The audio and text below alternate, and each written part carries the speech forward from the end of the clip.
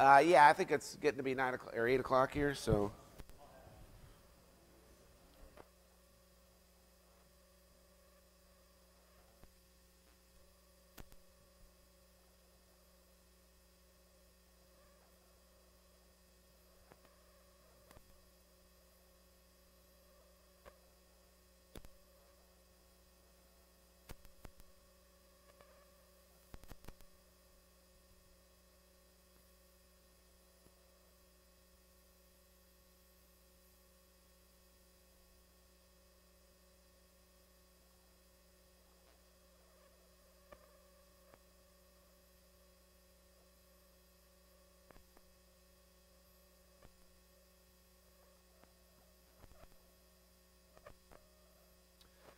All right, good morning.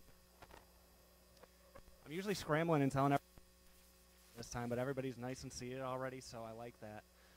For those of you I haven't met, I'm Sean Hayes. I'm manager of membership and internal sales here at Automation Alley. Thank you for coming out today. We've done a few of these tech takeovers with Behco now, so we're glad to have them back here today. If anybody wants to learn more about Automation Alley, next Tuesday we are going to have our orientation going on. It's a good chance to come here, just meet some of the other new members, and learn about everything that we offer through membership. If you're interested in these tech takeovers, we have another one coming up on June 20th. We're going to be talking about blockchain. But today we have Behco talking about collaborative robot engineering. So I'm going to hand it over to Mike Folster now. Well, thank you everybody for coming in. I don't know if this is going to be redundant. First, a few thank yous to Lori and the Automation Alley team. We were here late last night getting the demos dialed in, and they're sticking with us to that end. Was appreciated. We got a great team at Behco. The interns themselves, Roman, Parker, Eddie, just coming off a busy school year, were asked to take a lead in today's presentation. So we hit them with another final exam, so to say. And they stepped up real well to put the technology together for us. Caleb has been with us for 3 years. He just graduated in May. He joined us full-time as an application engineer, and he's going to take a moment to talk about the Artemine's technology with us. And Adam has been with us for 5 years and helps me in our sales activities within the robot group. So thanks to you for taking your morning time with us. I can tell you we're going to probably push that 9:30 timing a little late. We got a lot of content to go through. I apologize up front if your timing means you have to go, then I'm sorry. But if you can't stick around and you want to stick around after the presentations and dial in on some of these demos a little bit more, then feel free to come up afterwards with some questions. So with that, we'll get it going here. Behco-MRM, again, we're a factory automation distributor. We're based in Madison Heights. We also have an office in Hudsonville. We're state-focused in Michigan. We sell all of our technologies to Michigan manufacturing. We have 4 business groupings, some of the traditional technologies with pneumatics and hydraulics, motion control, and then the robotics group. And then we also have an engineering services organization that can tie some of these technologies together day to day. We brought Universal Robots to the Michigan market back in 2013. It was, at the time, a big risk for the business, frankly. It was a brand new space and an idea. And to our good fortune, it's turned out to be the right product at the right time. And we've seen a lot of good stuff with UR over the years. And what today we hope to be able to educate you on is the ecosystem that's been put together as technologies are coming to the Universal Robots platform, allowing us to achieve even higher level application space for our robot demands. These are the companies we work with in terms of the accessory space. I think it's important to highlight that although we're a Universal Robots distributor, and that is the only robot that we sell, all of these technologies work on all robots. And so day to day, our team is in the field working with the integrators and the end users and the machine builders selling these technologies into their production plans. And so please don't consider us just a UR guy when it comes to our ability to leverage Canon and Shunk and these other technologies. So this is just a quick overview of the plan today. Parker's going to go through how to pick the right robot. Eddie and Jenny Strong from Schmalz are going to talk about end-of-arm tooling. We're going to have a discussion with Roman about part presentation and go through the Canon demo. And then Adam and Matt Kyle from SICK are going to go through safety and talk about some of the products and the development of the risk assessment. And then Caleb's going to finish off talking about advanced applications leveraging this Artemine software. So again, I think for those in the room, we're pretty familiar now with why these robots are out here. This is just a reference back to 2013 when RIA kind of scoped this out. These are definitely different types of robots. They're working outside of the cage typically, and they're enabling people that maybe haven't programmed a robot before to take control and program robots day in, day out. I was in Boston back in April, and I'm smart enough to know I'm not smart enough to talk about safety in any detail. So I talked to Carol Franklin and asked if I could borrow her presentation because I think she did a great job framing up what the standards are and what is the collaborative space and how do you get your arms and mind around taking advantage of these new technologies. So just to take a step back, first, we're gonna lean on the RA standards and the R15-.06. These are available through RIA. You can get this off their website and go into a great detail. But I want to just make sure that we're referencing the right discussion. So an industrial robot, a universal robot with a controller, is a standalone item in a box or two. They really don't do too much, frankly, right? You need to have a system in place to make meaningful work. And what we're going to focus in on is an industrial robotic system so that when we put all this together, we know it's going to be effective and it's going to be safe, right? So a lot of folks are confused by this myth that a collaborative robot is safe out of the box. And yes, it is. In fact, this robot is safe out of the box. It's not going to put out more force than it can hurt you if it's just sitting on a table like this. However, it doesn't work by itself again. It works in a system, so you have to look at it in a system level. So from a traditional safety paradigm, we've got a person working outside of a cage, and those physical barriers are going to protect that operator, and in many cases, and a lockout tagout strategy is going to provide even more confidence to the person inside there working with it. So this new idea, it's going to be a person working with a robot necessarily without a barrier in front of them. And how does that person interact in that workspace is obviously the dilemma at hand.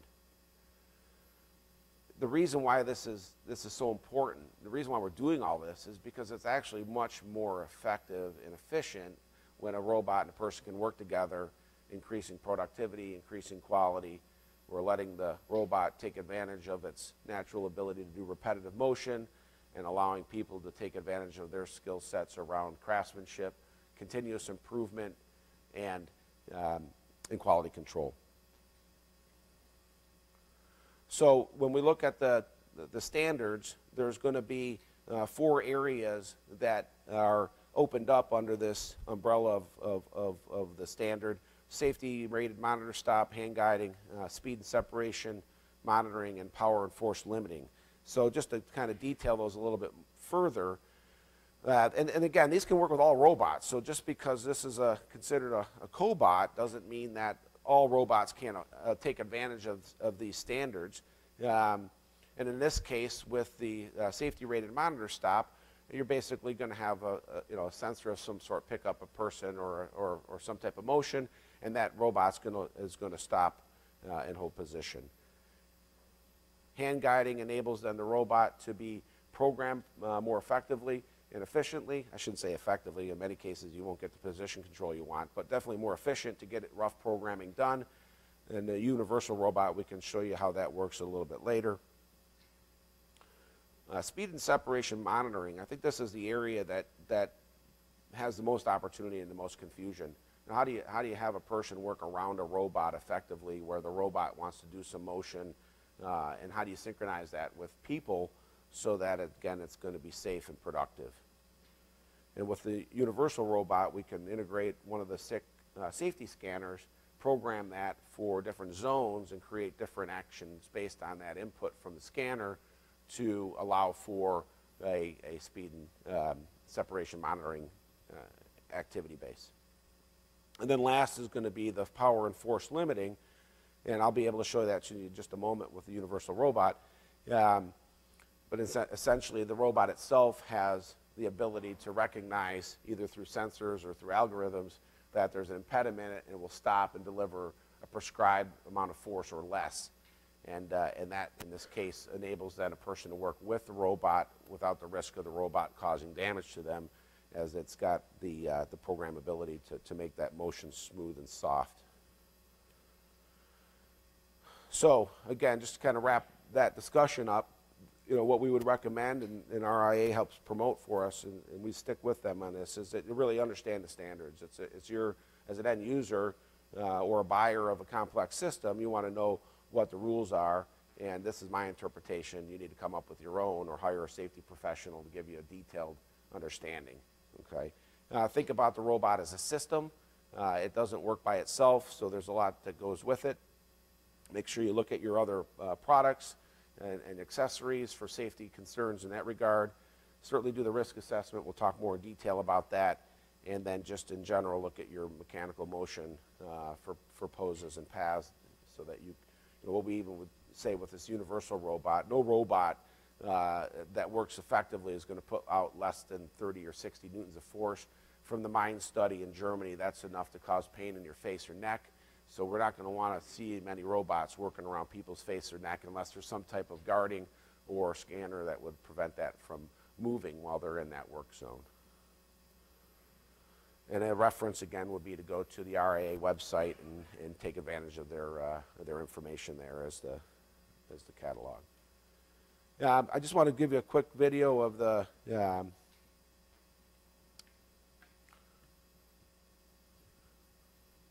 of Adam here demonstrating a speed and separation monitoring. So with the scanner, you can see the colors there. At yellow, it's at half speed. When it goes to green here, it's going to go back to full speed. So this is all programmed within the robot. You can set that specific to a speed or force amount. I think that covers that. And then this is a slide from Marcus Waldrick from Schunk. I thought this is one of the best slides I've seen so far when it comes to help people understand this idea of human-robot collaboration. When we talk to customers, there's a belief that the only way to use this robot would be at the far end of collaboration, where the robot's holding something and you're doing something with the part. Whereas actually most of the applications we're working on are at the coexistence level, right? Where a robot is working with a machine tending, a person's working on a different machine. Their work space is defined by the work they do, and there's no need for interaction between the two, but they're conveniently located near each other in a safe way. You'd be surprised how much productivity that could increase when you have one person now running 4 machines because they've gone from an operator to a material handler, right? They're now letting the robots run the machines as they present parts and remove parts from the cell. Synchronized activity is going to be in a case where maybe a person puts the part into a fixture and then lets the robot do the work while they're doing something else with the next part. So having the convenience of part presentation to the robot by an operator, but not actually any work being shared within that space because the person's going to leave that cell. So I think a good example of that might be, and it may be considered a dangerous action. It is. We're going to use a gate clipper. An operator's going to load some parts into a cell.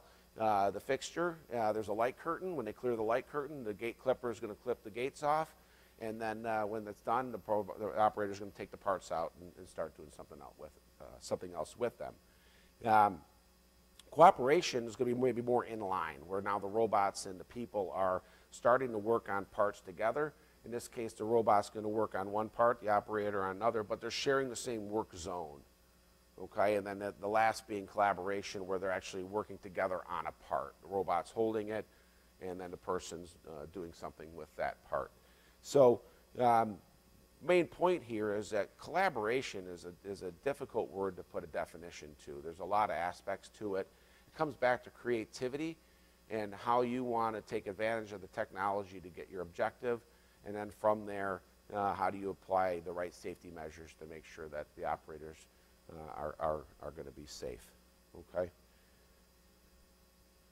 And so when we meet with a customer, we usually get to this point of a discussion, you know, how do you want to get this started? And here's some suggestions. Again, is first, you know, look for the problems in your business. So we haven't sold many robots to people that don't have real pain in their business, right? If you got you know, problems with people showing up for work, you got consistent quality issues, you got an ergo issue that's causing workman comp, right? Those are going to be the areas that you're going to want to look at so that we can get that pain out of your business.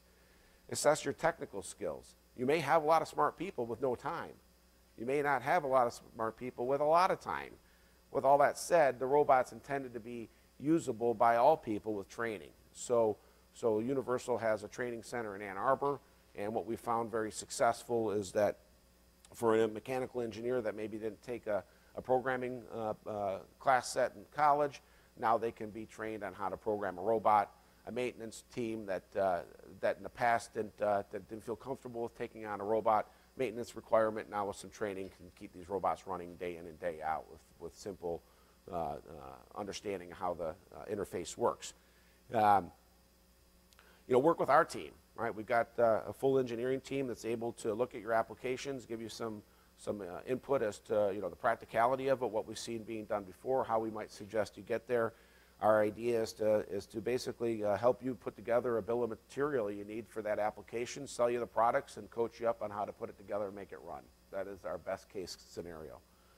And then, you know, probably most important, pick an application where everybody wins. It may not be the best one for the bottom line, but it may be the best one to get some momentum in your business so that you're getting it programmed, getting on the floor running in a reasonable period of time. The operators see it's completely safe, it's helping them do their jobs, making them more productive, and then obviously giving a payback on that investment within a reasonable period of time. What we see is that the customers that are leveraging the strategy are looking to build momentum and internal know-how so that they can take control. So that was my last point. I just want to show you this force limiting function because safety matters, and we just set up a quick program here. The guys are nice enough to clamp it down for me. So this is running at probably close to a meter per second, and it does. So you've got 2 encoders in each of the 6 axes. One's got a position command from the drive. The other's tracking it. If for some reason it's not going to its intended position, it must have hit something. It stops immediately at the force level you've prescribed. So when you're doing your programming, you set force limit, and then it will set the speed by how fast it can go to ensure it's going to stop at that force limit.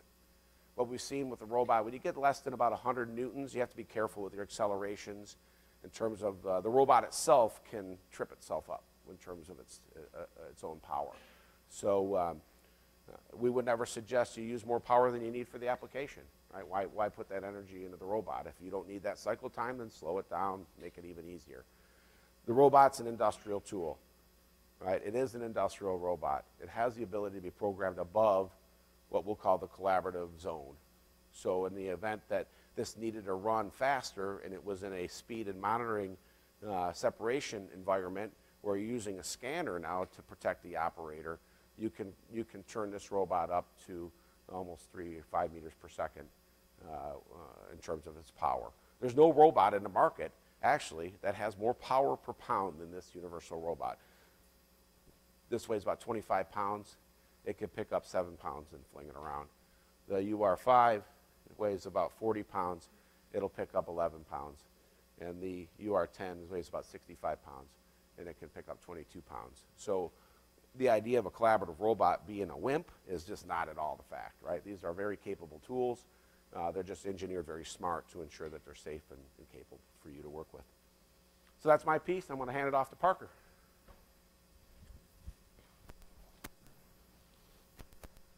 Hello, my name is Parker. I'm a student at Lawrence Tech University. I'm going into computer engineering for my degree. Today I'm going to be showing us how how to pick the right robot for an application and dressing it up. First off, before I start, has anyone sized a robot before for an application? All right. So when I start sizing a robot, the first thing I do, I take 5 steps basically to see what I'm going to have to do to make this robot work for this application.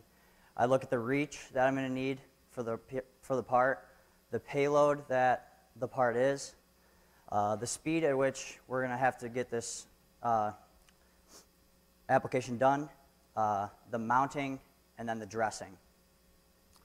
So to start, here's the reach and the payload for the UR3, UR5, and UR10. The UR3 has 500 millimeter reach with a 3 kg payload. The UR5 has a 850 millimeter reach with a 5 kilogram payload, and the UR10 has a 1300 millimeter reach with a 10 kilogram payload. On this next slide, I'm showing that all these robots can move in any direction, and this leads me to mounting. And all these robots can be mounted in any orientation as long as it knows where its center of gravity is. Another part, if we don't have enough reach for the part, we can put it on a 7th axis so it can reach farther. On the right-hand side here, you can see that the robot is mounted vertically and is also on a 7th axis doing a pick and place. And then on the left-hand side, we have an inversely mounted robot.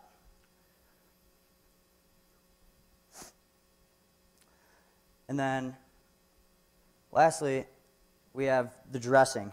So the UR5 and the UR10 are IP54 rated, which means basically dust can be put on it. The UR3 is IP64 rated, which is like splashing. So if we need higher ratings than these, we can put suits on our robots, and we have UR plus solutions for those. Other than that, we have hosing kits that are there to organize cables and can help get cables out of the way when you're doing an application. On this last slide here, we have a demo that we did with a suit and a cable management system. So, yep. And that's all for me. Next we have Eddie coming up to show us end-of-arm tooling. Thank you.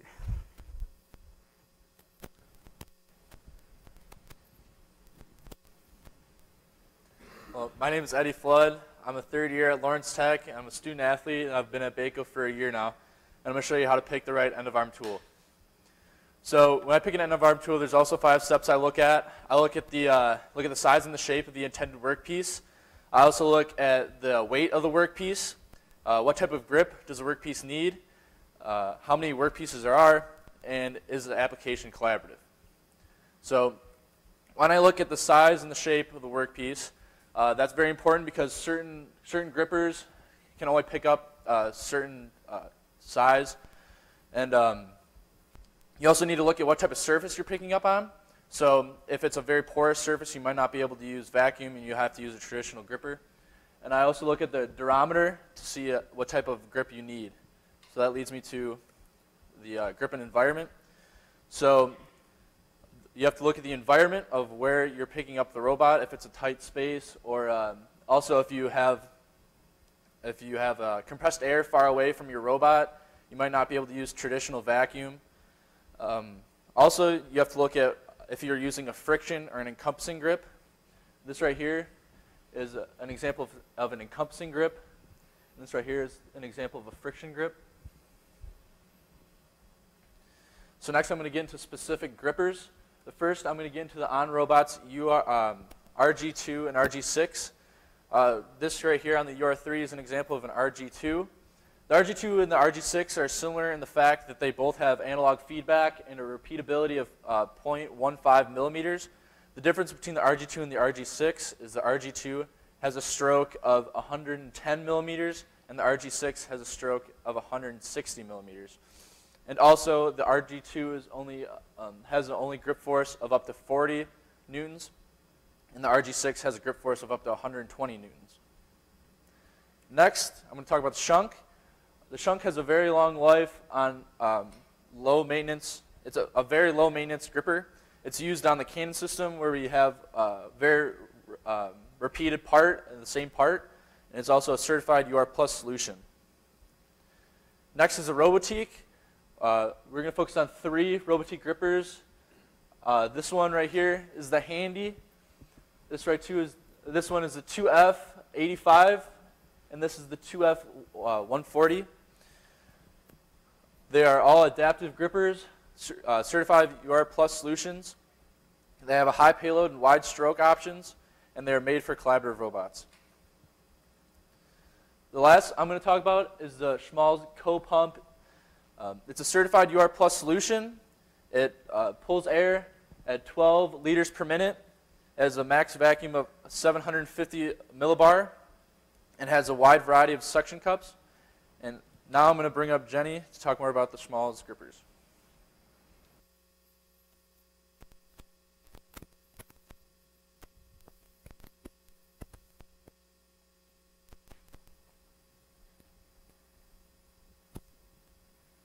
Thank you, Eddie. My name is Jenny Strong. I'm the regional sales manager for Schmalz in Michigan. Has anybody heard of Schmalz? And show of hands, anybody? Excellent, love it. So we were just talking about mechanical gripping. I'm going to be talking about vacuum automation, specifically for collaborative robots. So Eddie was nice enough to give a nice introduction to our cobot pump. This is our electric-only vacuum generator. And then we're also going to talk about our VEE tooling, which is short for vacuum end effector.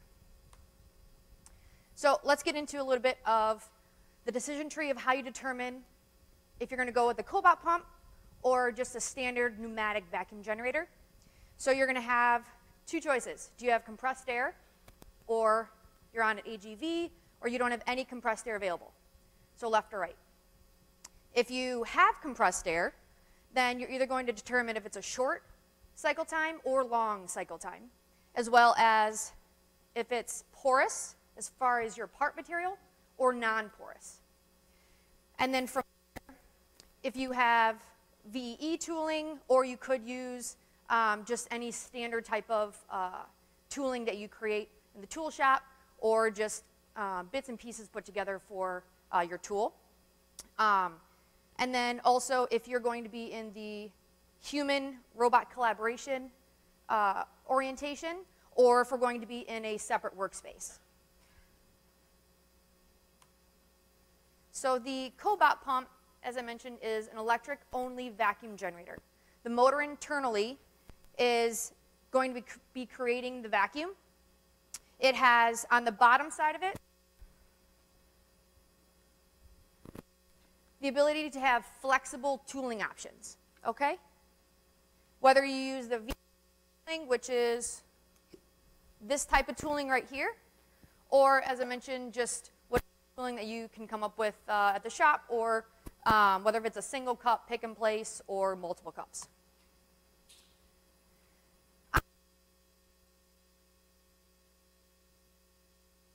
Interchangeable flange plates that will, as far as robots go, of course, UR, but also KUKA,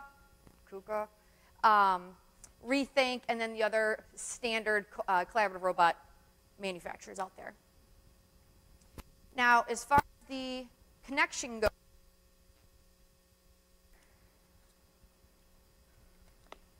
you have the connection for the cable. So you can have an M12 connection, or you can have a terminal block connection. As far as the technical data goes for the cobot pump, Eddie already went over a little bit. The max vacuum is the 750 millibar. The suction capacity is between 1 and 12 liters, so it is quite low. The weight of the tool is fairly light at 780 grams. The voltage, 24 volt DC, and then the current being very, very low at 0.6 amps. The features of the cobot pump, you can actually run it off of IO-Link, which some may have. Is anybody familiar with IO-Link and using IO-Link in their plan? Okay. So either using the IO-Link or standard IO. It is not compatible with Ethernet IP. Just want to let you know. The other nice thing is that it has an NFC chip built inside of it. Not sure if you're aware of NFC. It's near field connection. So for your techies out there, you can have a Android or iPhone, and you're going to go up to the chip right in here, go up to the device, and it will pull all of the data from the cobot pump. So you can pull the operating manual. You'll be able to see all the set points internally. You'll be able to adjust it from your phone as well.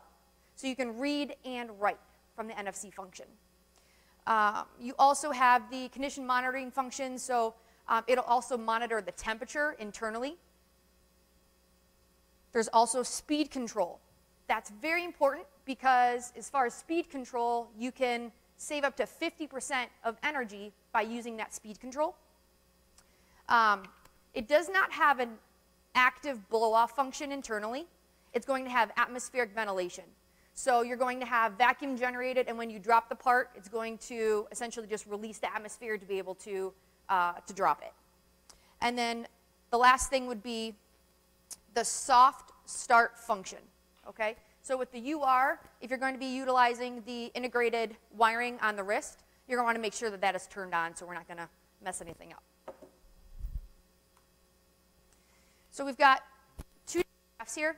The top is your vacuum. So you're going to have, at the beginning, you're going to have your vacuum level maxing out to your max vacuum level, and it's going to stay there. It has an internal diaphragm that goes into air saving mode. So once you meet, the motor turns off, and that's what you see on the bottom, which is what the motor is doing. So you have 100% energy, and then it turns itself off. And then once you start to have some degradation in the vacuum, it will ramp itself back up to meet max vacuum. And then you have your drop-off point at the very end. Now, on the tooling side of things, with the cobot pump, we do recommend using the VEE tooling. It is a modular, lightweight tooling. The nice thing about it is that you can configure it on our website, okay? So the design limits for the VEE tooling are the workpiece. So you have a 400 by millimeter max dimension of the workpiece itself. Weight for this tooling is a max of 2 kg. And we have 6 suction pads on this particular unit, but you can actually go up to 12. You can go down to 1 if you wanted to as well, so between like 1 and 12. And then as far as the size of the VEE tooling itself, it's 350 by 250 millimeters. So as far as examples go, we have flexible packaging, we have boxes, we have low fill pouches. It's kind of just some generic here. As far as automotive goes, we're looking at fabrication, machine tending, just simple pick and place of your parts for kitting, perhaps. So could you hand me that kit right there, please? So thank you. Yeah, sure. So as I mentioned, it's a modular system. So there's a lot of bits and pieces, a lot of different components that you can, as my colleague says, connectorize to be able to make your tooling. And you're going to have just a bunch of different pieces. Pretty much used all the pieces in here. So you have your middle piece right here. It's the little rubber part. You have your bottom part, and then you're going to have your top piece, and then you're going to screw in 4 screws right there.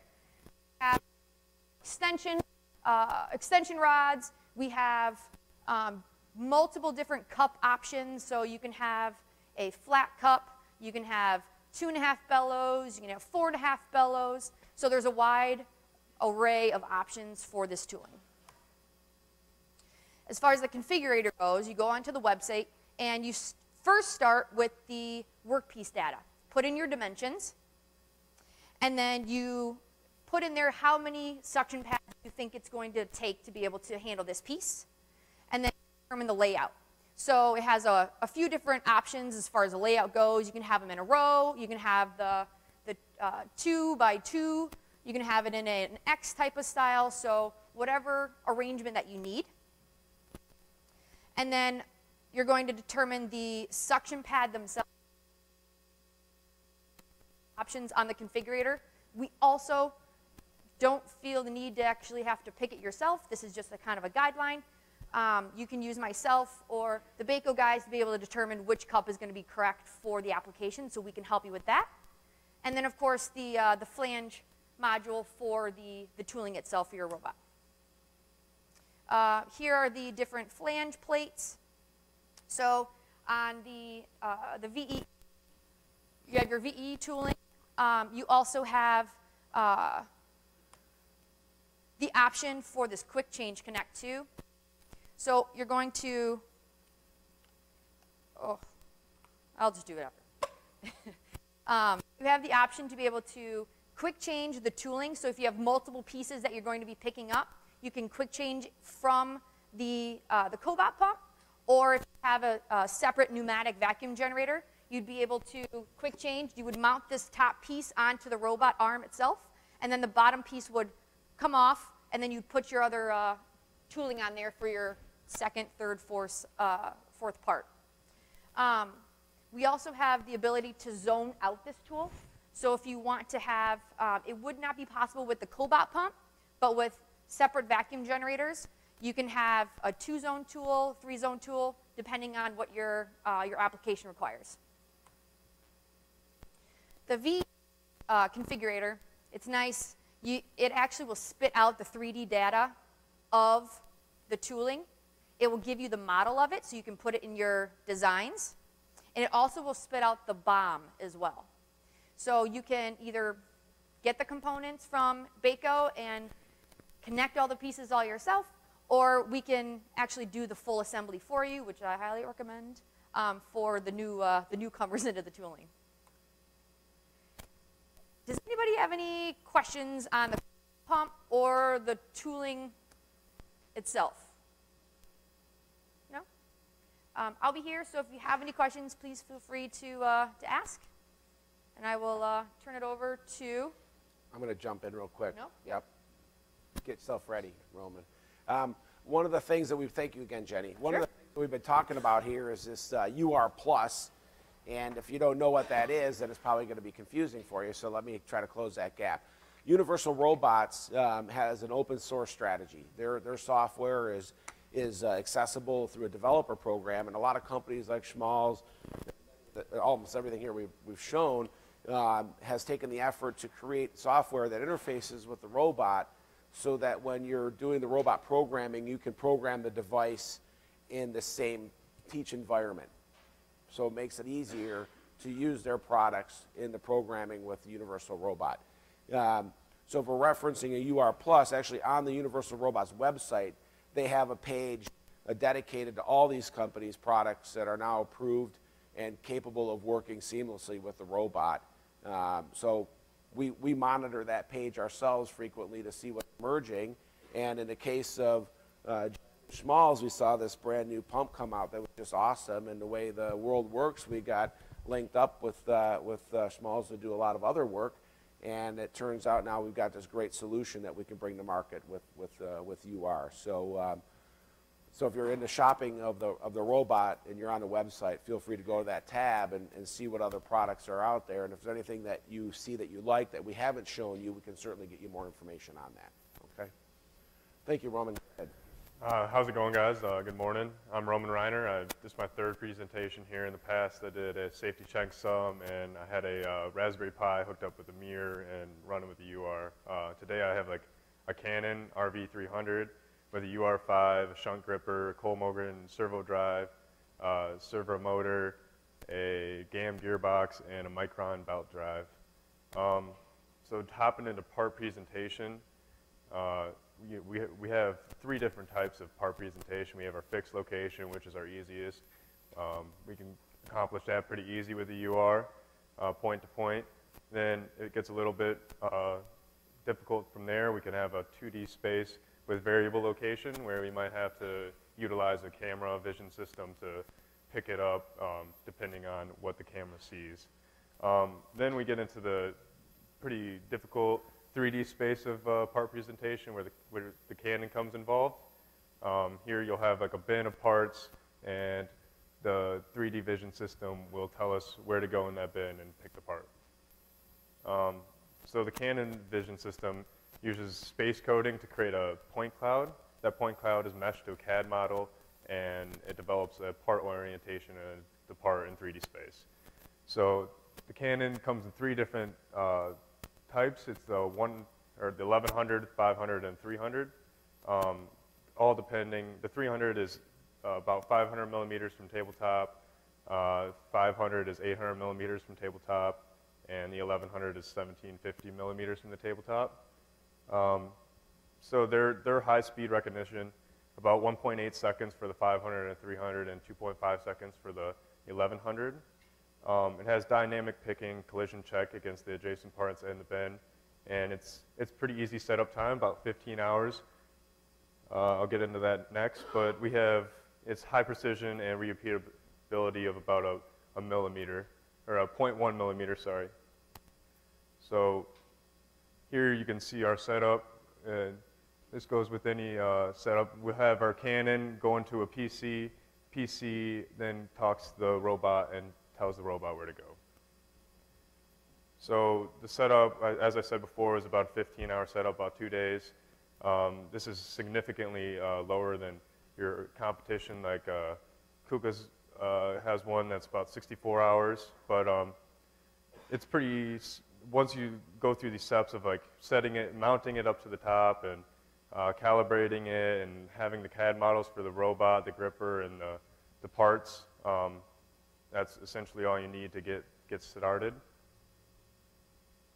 And here you can see our models that are actually being used in this demo right now. So as I said before, it has collision detection. This is an example of a good pick. Most 3D systems don't handle collision avoidance, so this is a pretty important step. And you can see right here, can't pick that part because it's going to collide with the pallet. Here's a picture of a runtime.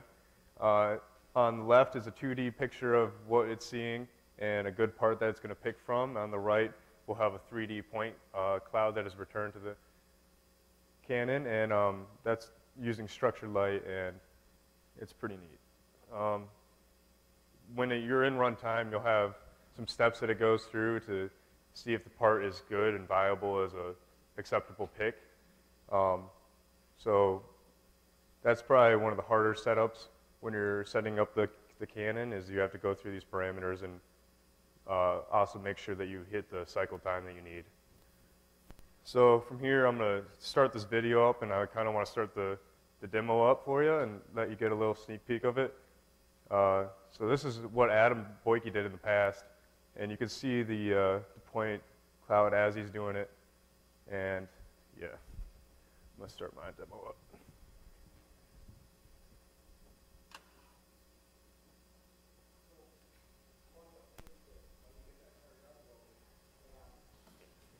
What differentiates Canon, besides the setup time, which is for us a big deal, because we would have been here all night if it wasn't that easy, because it took us till about 9 to get it set up last night, is the parts that you can find. So what differentiates Canon that we've seen in our market study is the small part space. Being able to get clips, bolts, screws, a little bit, 1.5 millimeter thick is the current smallest part that the RV300 will be able to pick up, right? So if you study that 3D pick space, going after big bins and big parts, you can use other technologies that make it a little easier, but when you go to the small part space, this is where it really shines as a technology.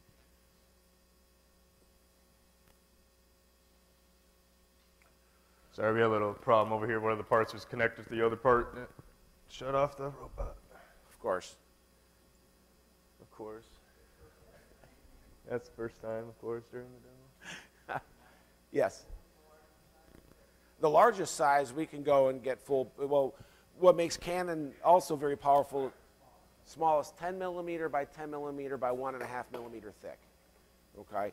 I'm going to do a stall move for them. So the Canon technology, not only as a base unit that we're selling here, can see in a bin and pick up those parts. They have options that bring a lot more capability to the Canon solution. So let's go through those. First of all, they have a 7th axis slide. So we can put the Canon on a slide and cover 2 bins. If your cycle time is sufficient enough where that matters, now you can get more stretch out of that investment, cover multiple bins. They have multi-view, so we can put 4 different parts under one camera and pick 4 different parts. Right, so we can see all 4, and then we can send 4 pick commands so we can go faster. Right, so when it does a structured light, it finds the candidates. It's seeing that on the screen up there. With that multiple candidate approval, if there's no change in the bin after it picks it, it can come in and get them faster. That's called consecutive pick. The one that allows us to get the big parts is partial part recognition. We can dial in on a piece of a part and reference that. So if we wanted to work with a door panel, we can just look for certain reference points in the door panel and then know how to control that part as a partial part recognition. They have an external PC, so if you're working with multiple parts where it's going to be doing a lot of changeover, let's say, you use external PC to be able to get that data in and out. We study this versus the FANUC system. That's probably the most advanced. It wasn't the KUKA, it's the FANUC. And what we learned is that probably the biggest difference in cycle time is the ability for the robot to decide how to pick the part that it sees. So with the Canon solution, we can program an unlimited amount of pick positions against the part. So if it's sticking, I don't have a part. But if we had something a bolt head sticking out, we could pick the bolt head. But if the threads were sticking up, we could grab the threads. The decision is made real time. So as it sees the parts, it decides the best way to pick it up. Whereas if we were looking at the FANUC solution, it's going to look for all of one way to pick it, and then once it runs out of those options, it will change the software over to look for different ways to pick it. So that was one of the, between the setup time, the flexibility of working on all robots, and the fact that Canon is a major corporation. They've got 70 engineers in Japan dedicated to this product. It's been in production for a couple of years now in Japan, running in the Toyota group. And so from our side, we see this as fit for our use. It's ready for production, okay? Yeah, we had it running, and then it stopped. But then it stopped. It always messes up for me. It doesn't like me. Only when I'm doing demos. I swear. In the future, what you'll find is we'll be inviting you to our facility. Because once we get this set up, we want to have it ready to run all the time. And moving it around is very challenging. Unlike other demos that we have, this one is very sensitive for reset up. Adam's going to kick it off now, and Roman, why don't you stick with that, keep it running, and then when we're finished up, we'll be able to take people, up to the demo and take a look at it. All right. I do have a slide at the end for questions, but I think we're going to save those to the end after both presentations. And Matt, Kyle, and I, we're going to be covering similar material, so if there's anything a little bit redundant, bear with us. So I'll be talking about risk assessments for human-robot collaboration. So this new sector of designated as HRC. Mike mentioned the 4 different aspects of a true HRC application, and then I'm going to talk about what goes into a risk assessment, give some examples based on a template that I have, and some ebooks and notes that I've taken over the last several years. So shared workspace is the premise behind a true HRC application. Operator working in conjunction with the robot, either synchronized, alternating, or true shared workspace. Mike mentioned this in his presentation, but the robot itself is only partially completed machinery. It's affected by tooling, obstacles, other machines in the application. So what is a risk assessment? The assessment of the overall process, identifying all risk and judging if they are reduced to an appropriate level. The risk analysis is the combination of these limits during the installation, identifying the hazards, and estimating what that risk is. And there's a numerical calculation that I'll go over. And the estimation is the severity of harm and the probability of the occurrence. I'll just briefly go over the guidelines. I kind of gave the summary, the non-scientific version of what these standards are from the ISO and written by RIA. So the ISO 12100 first introduces the risk assessment, some of the guidelines. 10218-2, written in 2011, first introduces the design of a collaborative robot cell, and it doesn't have much detail of what is a true HRC and what are the factors that need to be taken into account in order to complete that risk assessment. So the new technical document written in 2016 is more addressed towards that integrator or the installer, and it addresses the safe contact between robots and humans. So there's a study completed, which I have a slide dedicated to, that shows different areas of the body and how much force can be exerted on that part of the body, what is considered safe. And it also outlines the recommended power and speed limits for collaborative systems, intended for a power and force limited application. So briefly, I'll go over the criteria when writing the risk assessment. So determining the hazard ratings, the scale, and some of the other degrees of the harm, the probability of occurrence, the avoidance, the frequency of exposure, and the biomechanical limits, which is the chart that I just mentioned. So determining your hazard rating. So with every single point in a program that a robot can come in contact with a human, there needs to be a numerical representation of the risk involved there. So with this hazard rating is going to be, I'll go over an example here shortly, but it's going to give you a number and it's going to give you a determine if you need to make any type of revision to that process. So for example, if the robot was going to be picking up a part, if I were to put my hand in the gripper and it's closing, what is the force exerted on my hand? What is the duration? What is the frequency? Those are all taken into account in the equation, and it's going to tell you if there needs to be a revision done. So I won't go over everything here, but the first part of the equation is determining the degree of harm. So is there a scratch, cut, fracture, and then that goes into the first part of that equation. The probability of that occurrence, that's the second part of the equation. The possibility of avoiding that contact is the third part of the equation. And the frequency of exposure. And that all adds up to your hazard rating, and with that chart, you determine if you need to make a revision. So here is the biomechanical limit. So this is outlined in that 15066 document.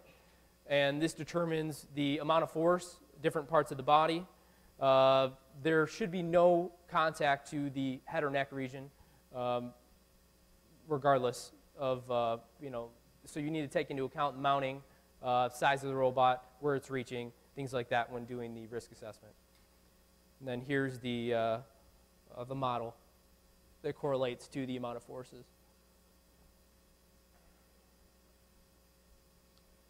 All right, now we'll go into a quick example.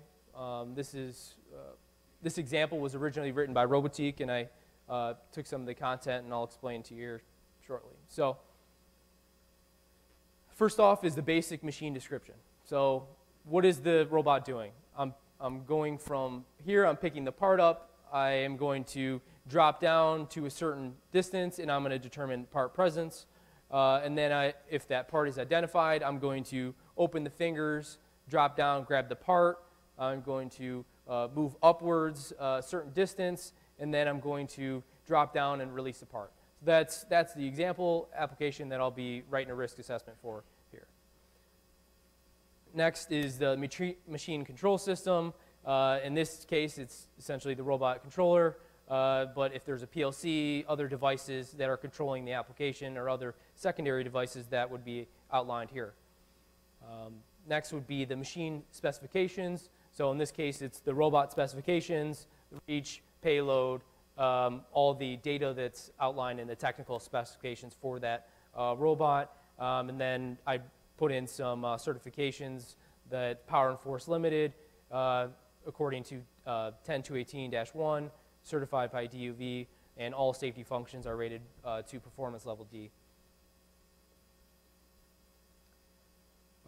Next would be outlining any device specifications. So in this case, it would be a gripper, which is the Robotic gripper, but this would also be any type of safety devices or any other hardware, electrical or mechanical, being used in the application.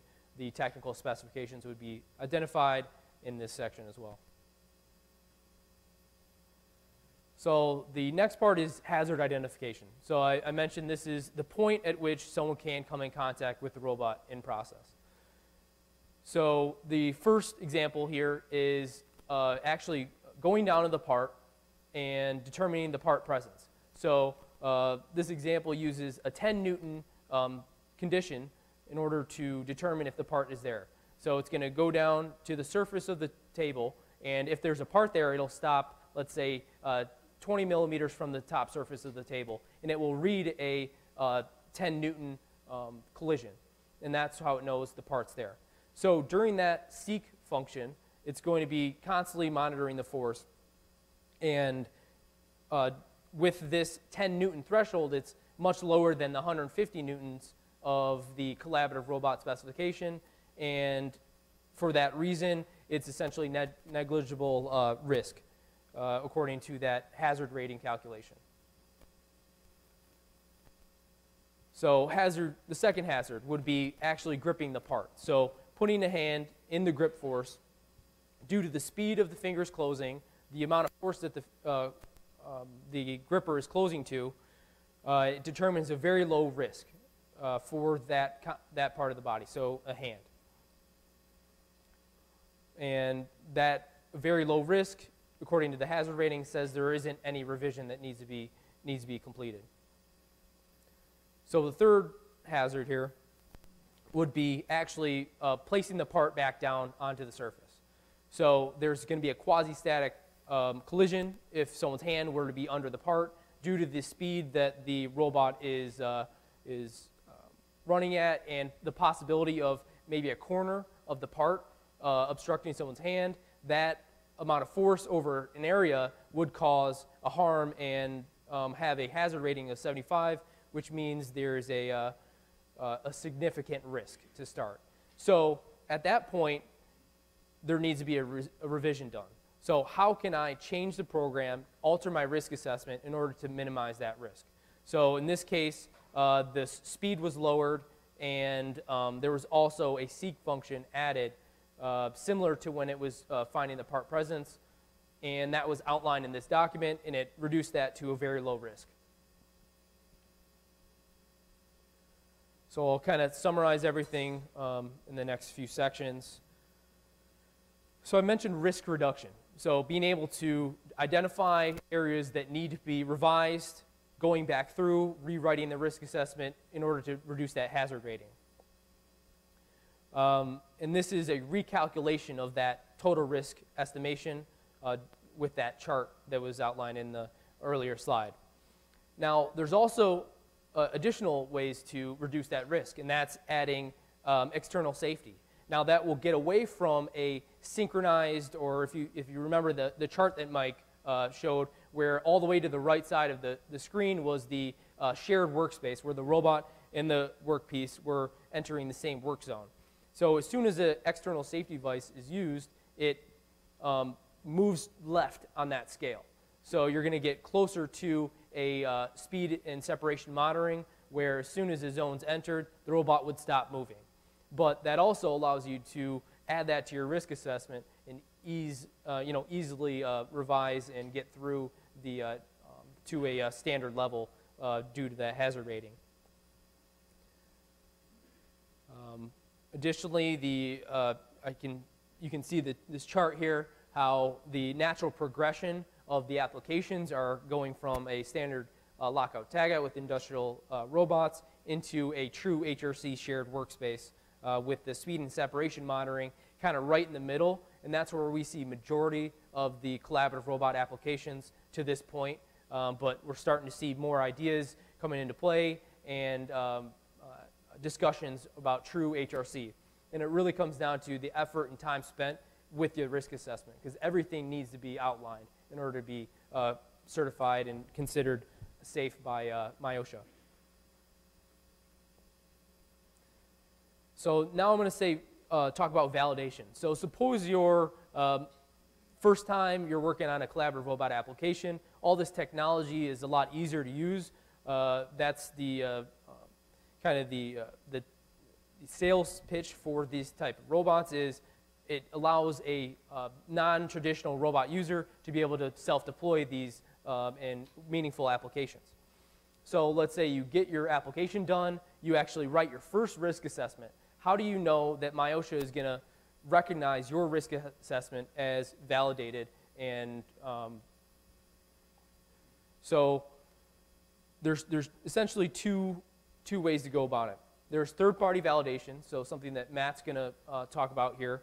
And there's also a PE or someone with a PE stamp can certify your risk assessment. But with third-party support, someone that's first time writing a risk assessment, that's generally the route you'd want to take and get some assistance, making sure that you didn't, there's no gaps in that risk assessment. And that covers everything. Questions will be answered at the end. And Matt, you're up.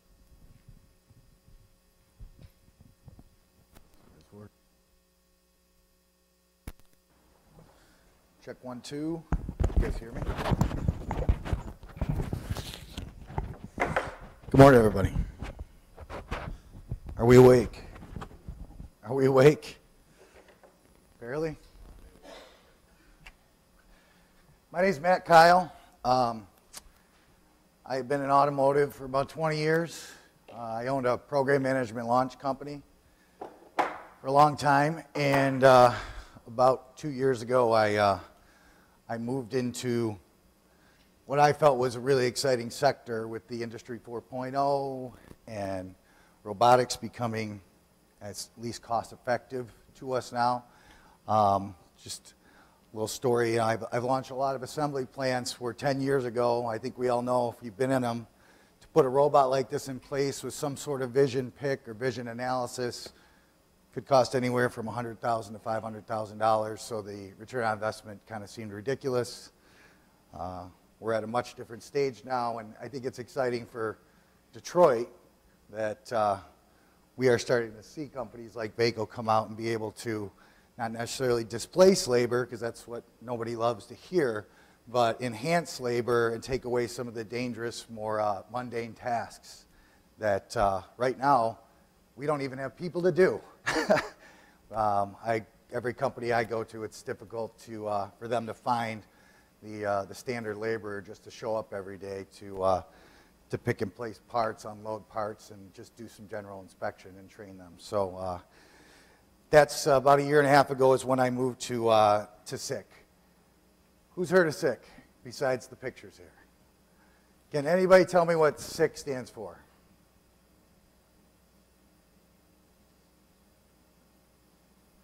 Nobody? It's a trick question. It's Dr. Irwin Sick. I wear this shirt and it says Sensor Intelligence, and everybody says, what does a CK stand for? It's nothing. So if anybody asks you, it's Dr. Irwin Sick is who started this company 7 years ago. Just a little bit of background of where we are. They're a German company, family owned still, which is unbelievable to me. They've done about, I think this year they're at about 1.7 billion in US dollars in sales. We have 40,000 different products. I think everybody here that raised their hand that's heard of SICK has seen yellow in the plants. They've seen the safety light curtains. They've maybe seen the safety scanners, but that's what I knew of them when I came in. But there's 40,000 product solutions out there, and we'll kind of go through when we talked about systems. Mike said it's not just a robot you take out of a box. Obviously, there's a system that's involved that you're going to need some other sort of automation to track and trace or identify that a part's coming in. So we'll kind of go through. I've been here a year, so I know maybe 1,000 of the 40,000, so don't ask me too many questions when we're done. 8,800 employees. This is a big one to me for SICK, is they spend 10% of their revenue every year on research and development for new innovative ideas. So as there's customers in the room, they're looking at safety solutions, robot solutions, automation solutions. I am your local account manager in Michigan that works directly for them. If you have those, send me those ideas, because we have a SICK ideas. If you see a solution, bring them to us. We run it up. That's $170 million a year that we're spending in R&D with the Germans, and they get a lot of stuff done. Other big thing about SICK, we're global. So if you are manufacturing here, if you're looking for a global agreement with safety products or safety services or even automation products, you can work with us all across the globe. We have someplace somewhere where somebody's going to be able to come service you. Our U.S. headquarters is in Minneapolis, so it's nice being in Detroit. If you need something, when safety stops, that stops everything, as we know, and you need something replaced, you're a few hours away from getting a safety replacement of anything that you've got or any of your sensors.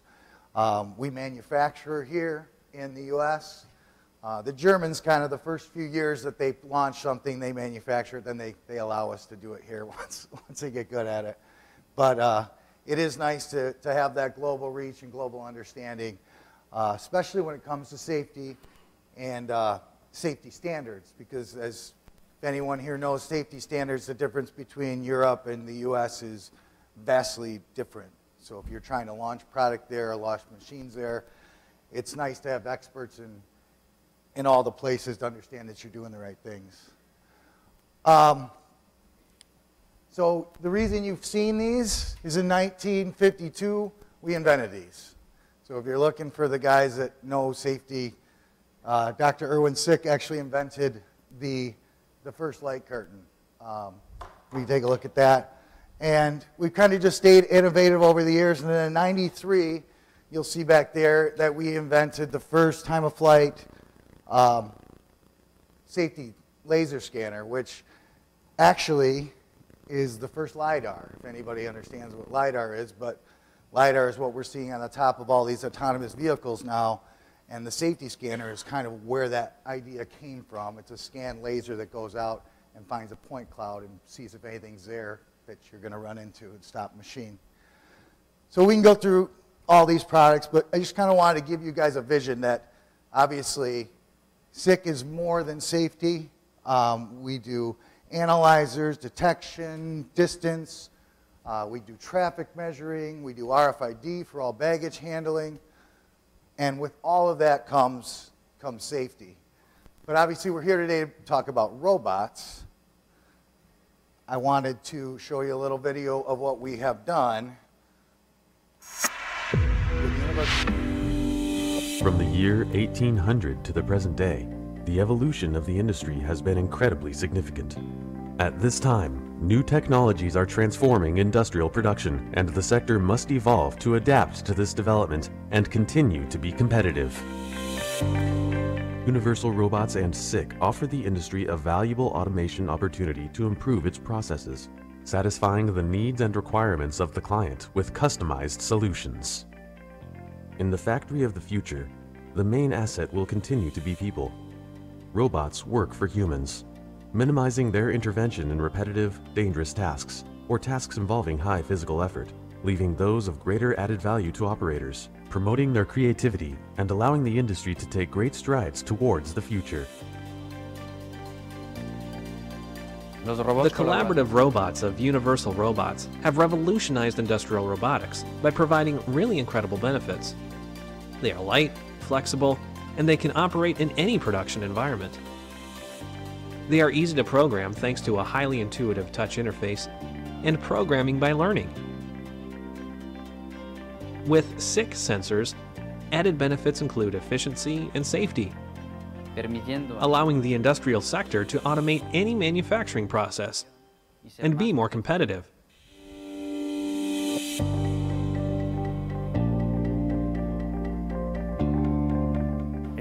At SICK, we've spent years manufacturing devices aimed at Industry 4.0, from artificial vision equipment to automatic identification, smart sensors, and safety equipment.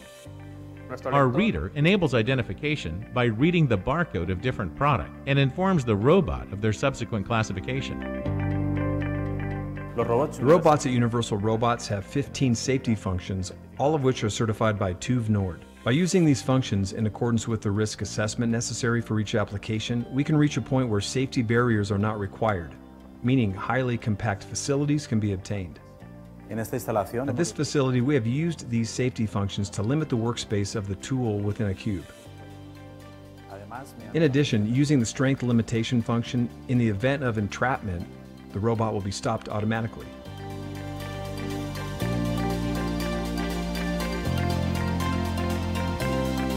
By incorporating 6 microscan, we have achieved a reduction in the robot's speed, meaning when it nears an operator, it can work at a lesser speed.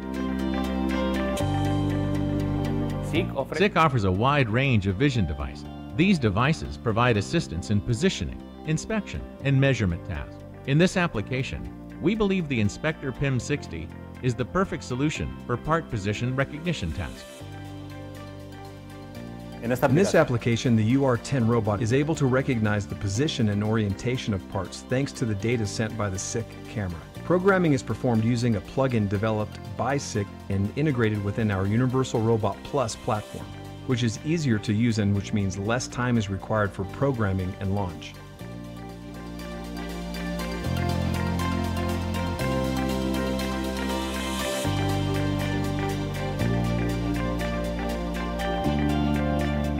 Join the smart industry. Let's build the future together.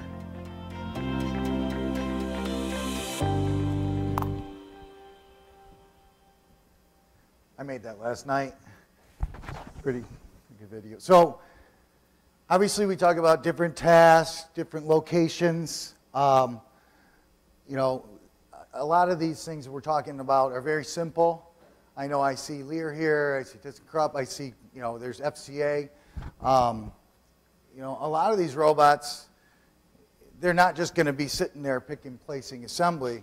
We're doing a lot of stuff here, you know, with a KUKA application or different ABB or Universal, where they're actually on AGVs now, that's mind-blowing that not only can you put a robot into a cell and have it do some assembly or do some labor, but you can put a robot on an AGV, and we're having those AGVs move into different cells and do different tasks, and then collaborate with the people that are moving around in the material handling. So those are very complex systems that it's not going to be a risk analysis that says, is this robot going to crush my hand?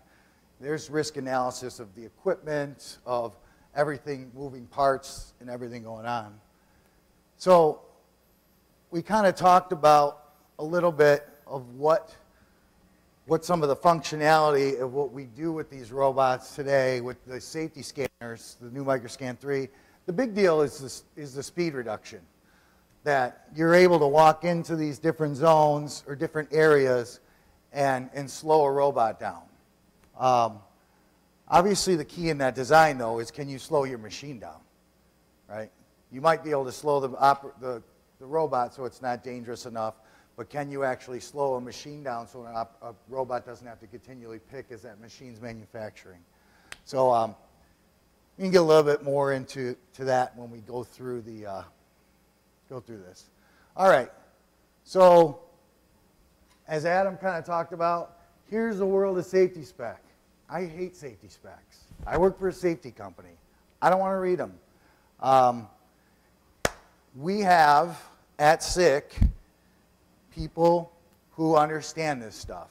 We have hundreds of people here in the U.S., field service people that will come out, and we can quote a risk assessment to come out and take a look and do exactly what Adam pointed out, is to sit down and actually go through that hazard analysis and understand what you could do, and make sure that they comply, either here, in Europe, whatever country it may be.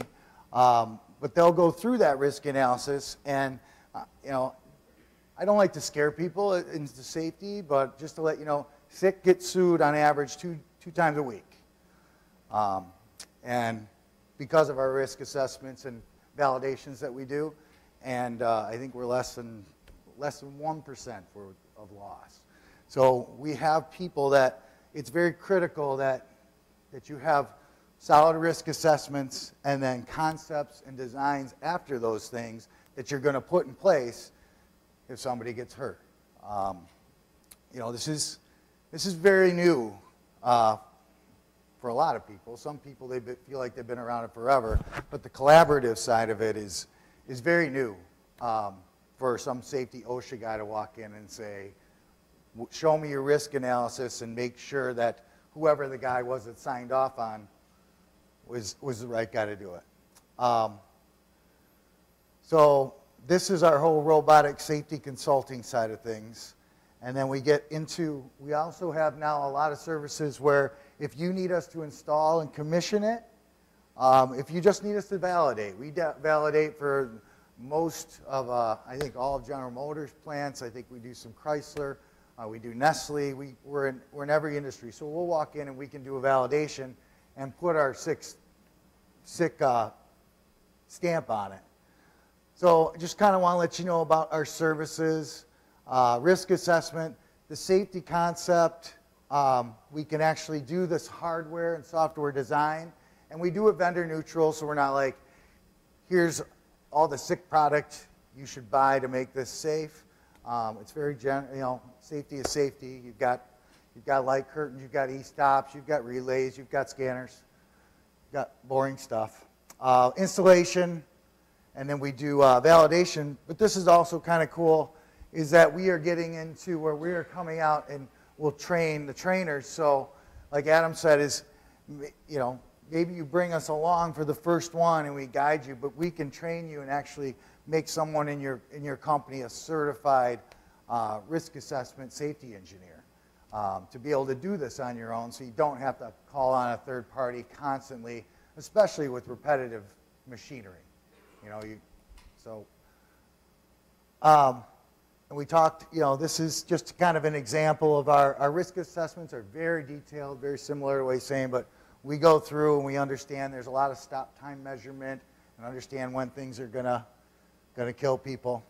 And this is where, when we get to the safety concept, that takes people, I think people don't realize how, it's like once you do the risk assessment, now you say, how do I eliminate the hazards? We go far beyond that, where we say, this is how you eliminate the hazards, but then we also say, here is the logic, here is how the control panel should be set up across an entire system, not just, if it's just pick and place like this and you're going to use the universal safety relays and stuff, that's fairly simple. But if you're tying it into your PLC within a manufacturing environment, it's not that simple. When you're looking at e-stops, restarts, resets, automated restart if you want people to be able to walk in and walk out. So just kind of let you know about the validation, the training, the retrofit, and the consulting. This is our newest product. This is called the Microscan 3. It is the lowest trip rate scanner on the market. Most LiDAR out there right now is based on a revolution laser that's going down at a certain speed, and it's reaching out, and it sees after so many revolutions if something's there, and if something's there after so many passes, it says it trips. This is time of flight laser point with 80,000 lasers that walk across every second, and it's avoids welds, weld sparks, lights. It's top of the line scanner. It goes 5.5 meters out. How many people here have ever used a safety scanner? All right, so we get it. It's Ethernet IP, SIP safety. I did see some, who's from Chrysler here? Who's from FCA? Okay. I don't know if you've seen over at Chap in Toledo North, we just installed, I think, 400 of these in your facilities, all on AGVs with Red Viking. So it's the first year out. It's the Ethernet IP and the SIP safety has been amazing that you can actually do this wirelessly throughout your plant. But you could do that with same thing with robots and AGVs. Quick plug and play, very slick thing. We've probably seen this before, but I want to give you if it even comes up.